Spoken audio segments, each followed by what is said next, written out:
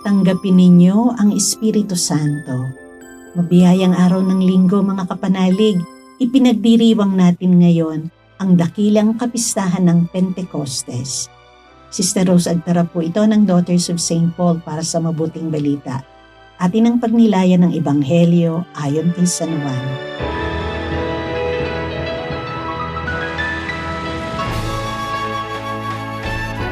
Agaw dilim na noon sa unang araw na yon ng Sanlinggo at nakasara ang mga pinto sa kinaroroonan ng mga alagad dahil sa takot sa mga Hudyo.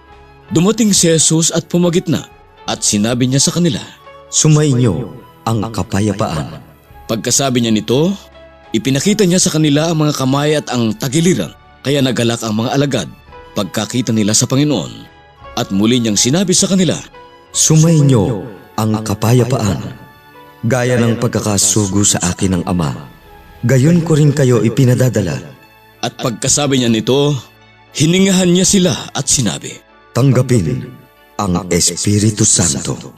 Patatawarin ang mga kasalanan ninuman na inyong patawarin, at panatilihin naman sa sinuman ang inyong panatilihin.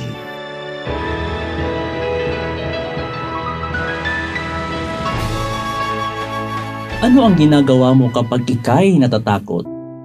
Nagtatago ka ba o lumalapit sa presensya ng Diyos? Sa Ebanghelyo ngayon, ang mga alagad ay nakakulong sa takot. Sarado ang pintuan, ngunit hindi sarado sa Panginoon. Dumating si Jesus sa gitna nila. Ang kanyang presensya ay hindi kayang hadlangan ng takot o kahinaan. At ang kanyang unang kaloob, "Peace be with you." Kapayapaan. Ito ang kapayapaang nagmumula sa kanyang muling pagkabuhay. Pagkatapos, hiningahan niya sila at sinabi, "Tanggapin ninyo ang Espiritu Santo." Ito ay paalala ng bagong paglikha, isang pagbibigay ng bagong buhay. Ang Espiritu Santo ang nagpapatuloy ng misyon ni Kristo sa simbahan.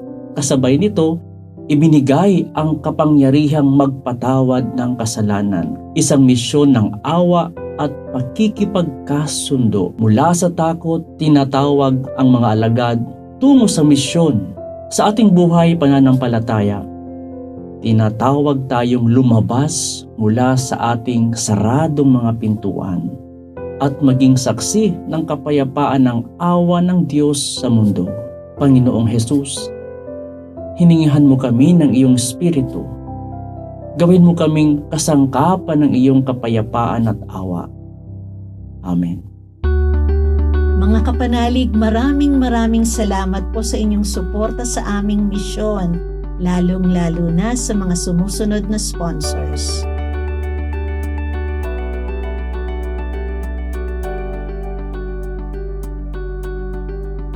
Subscribe, like, share, and follow po lines sa aming social media accounts.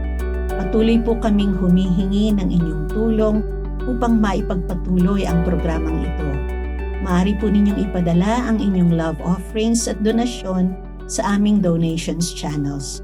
Makakaasa po kayo na kasamang lagi ang inyong mga intensyon at kahilingan sa aming panalangin araw-araw. Ito pong muli si Sister Rose na nag-aanyaya sa inyong manalangin. Sa iyong pagkabuhay muli, Panginoong Hesukristo, binigyan mo kami ng bagong pag-asa at pinalalim ang aming pananampalataya.